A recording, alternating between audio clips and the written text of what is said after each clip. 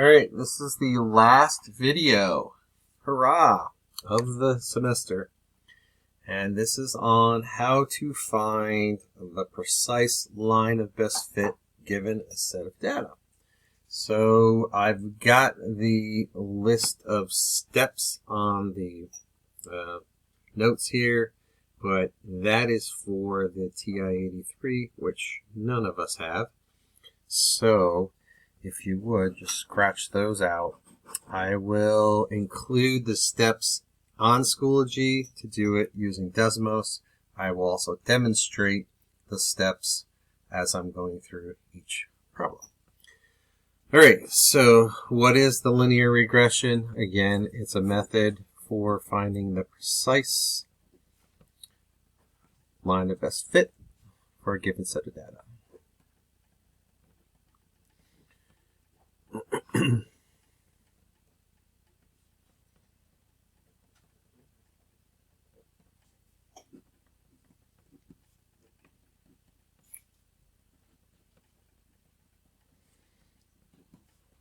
So what we're going to do is we're going to use Desmos, which is what I have up here, and we're going to find the precise line of best fit, and then we're going to do a prediction based on that line.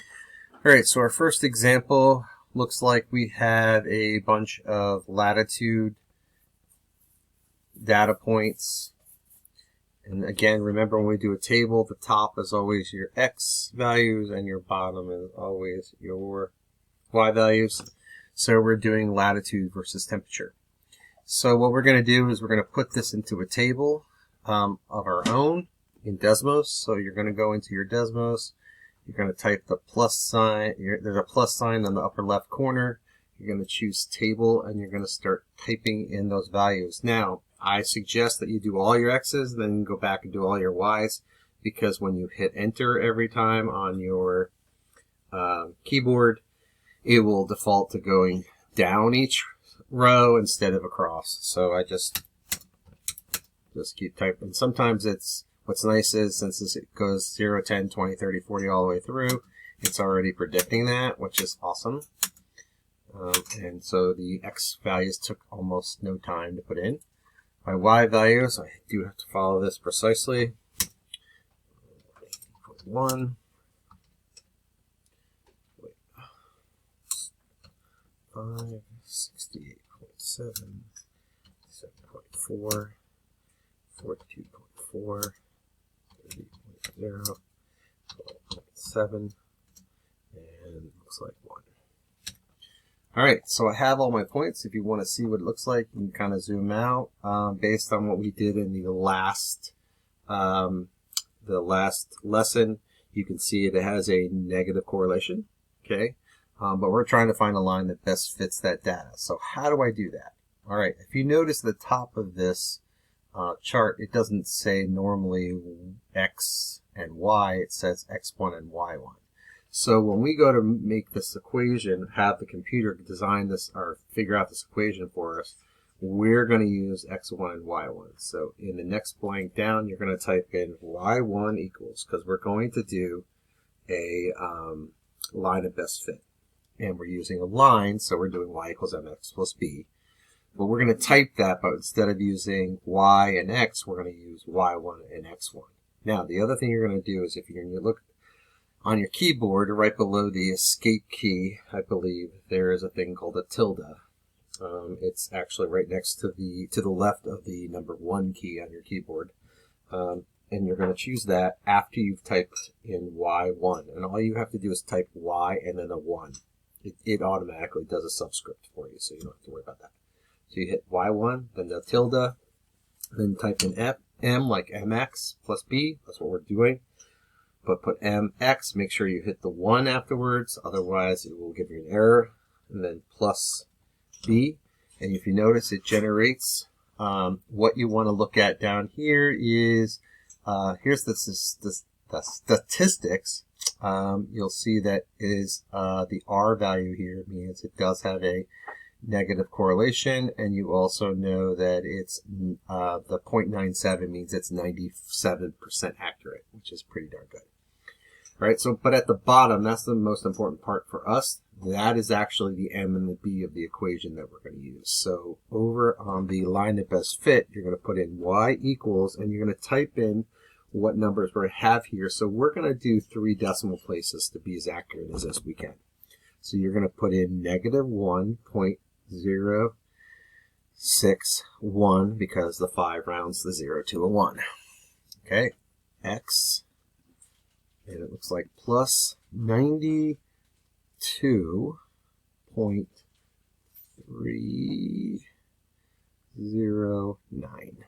Okay, all right, so that's the line of best fit, and it says estimate the average temperature of a city with a latitude of 25. So again, latitude's x and y is temperature. So what we're going to do is we're going to use that equation we just got. We're going to type that into our calculator with the x value that we want to use in it as we're typing. 61 parenthesis, we're putting in, remember, 25.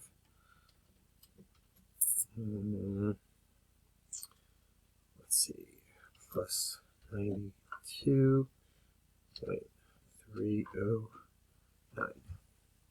Okay, it looks like it's 65.784. And again, that is degrees Fahrenheit. Okay, so that's what we're going to do. So all we have, so just to recap what we did was we took all the data points, the x's and y's, put them into a table. Then we typed in the equation, y1 tilde mx1 plus b. It popped out an equation for us. We wrote down the equation of the 3 decimal places, and then we plugged in the value that they would want us to predict using our newly found line of best fit. All right, so we're going to do the next question. All right, so we're going to do problem number 2. Problem number 2 has years and time, it looks like. It's the Olympic 500-meter men's gold medal speed skating times since 1980. I probably actually saw this in 1980. Anyway, so we're going to do the line of best fit for this. Now, if you notice on the left here, I've already put in the y values of the table. The reason why I didn't put the x values in is because I need to do some little altering to my values. I do not want years as my x's. I want to show the passage of time. So since it starts from 1980, my first entry, which is 1980, 422, 1980 needs to be changed to 0. So 0 time has passed. And so what I'm going to do is I'm going to go through and change all these years to the numbers that correspond to how many years have passed to get to, from 1980 to get you to each one of those years. So for instance, in 1984, 4 years have passed since 1980. 1988, 8 years have passed, and so on down the line. So this is going to be 12 years. Let's see, I think they're just going by 2s at this point. 8, 12, 14. Yeah, it's 18 actually. I jumped that one. All right, so let's just double check my math. Okay. All right, so now I'm going to put all these in for my x column here. So 0, 4, 8, 12, 14, and 18. Oh, well, that's not good.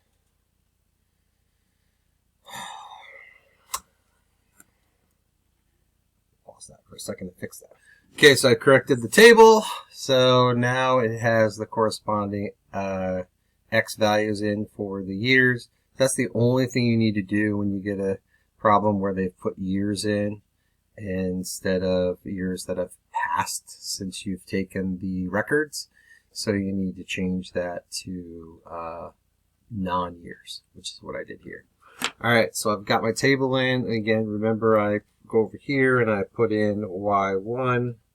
I hit the tilde, right, which is next to the 1 key. I hit MX1 plus B. and it's giving me my line of best fit, 3 decimal places down there at the bottom. Looks like y equals negative 2.292 x plus 430.56. I think that's what that says. All right, so there's my my equation. And then again, it says estimate the 500-meter time for the 2012 Olympics. So you have to figure out how many years have passed since 1980 to get you to 2012. So that's going to be, looks like 32 years. So I'm going to plug in my formula with the 32 in there. So y equals negative 2.292.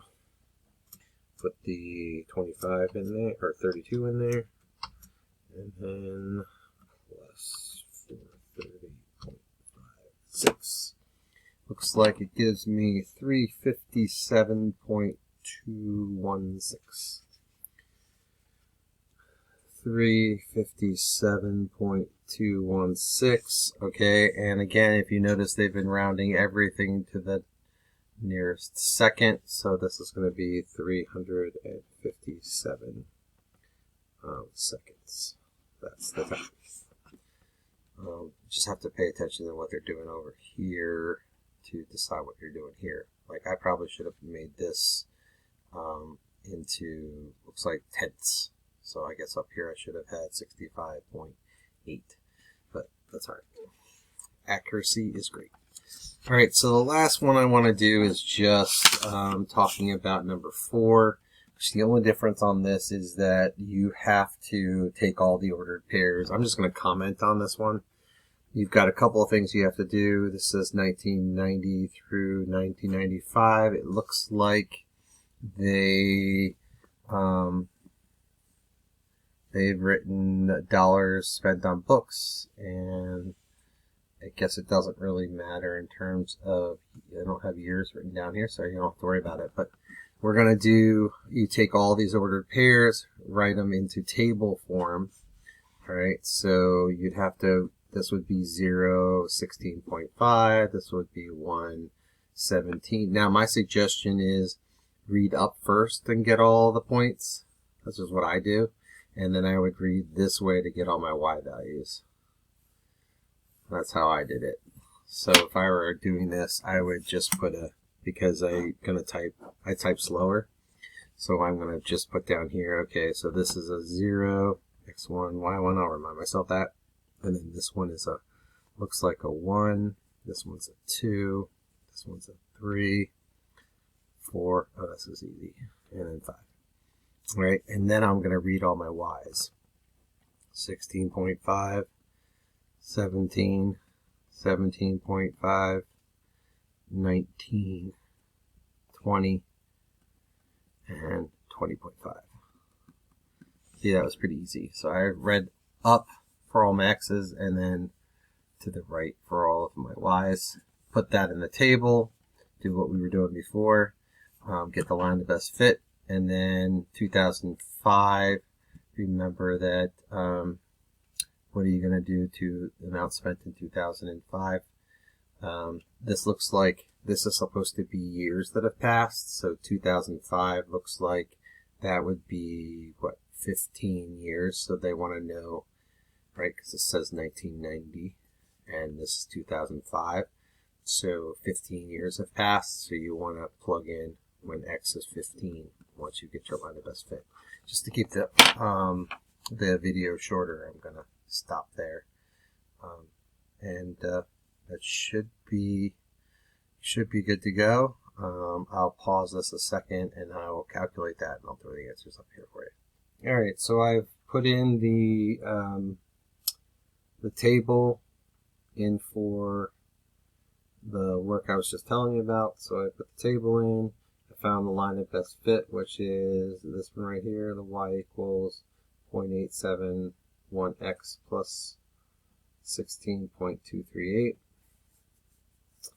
and then I plugged in 15 here. So to answer the question, 28, everything's in, looks like 0.5, so this would be 29.3 for the amount spent, and that's in billions with a B. And again, the line of best fit is y equals 0.871x plus 16.238. That's it. So good luck on the lesson check.